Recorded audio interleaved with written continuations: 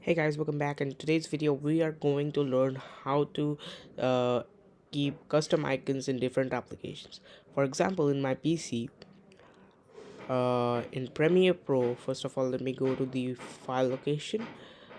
Alright, so I'll open the file location of Adobe Premiere Pro and I will right click on it. I'll go to properties. In properties you can see that there is no icon of Adobe Premiere Pro. So what I will do is I'll open Google and I will search for an icon for Adobe Premiere Pro.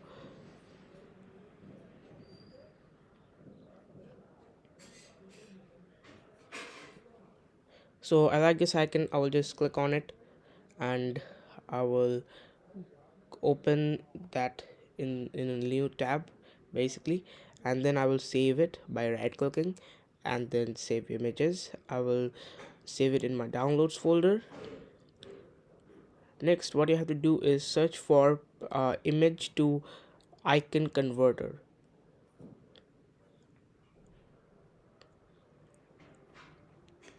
Go for any of the links and from here click on choose file. Open the file that we have just downloaded, that is this one. Click on open. After that it will upload it, and after that's done you can change any of the settings. I won't change any settings and I'll just click on start. After that it will process for some time, and after that's done you can click on download, so it will get downloaded.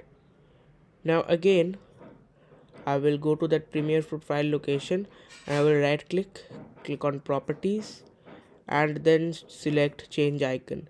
From there click on browse and then select that icon and click on open. Click on OK and click on apply. Click on continue and it's done. So in my pinned apps you can see that there's Adobe Premiere Pro where there is no icon. So we'll unpin it from taskbar and I will right click on Premiere Pro and pin it to taskbar.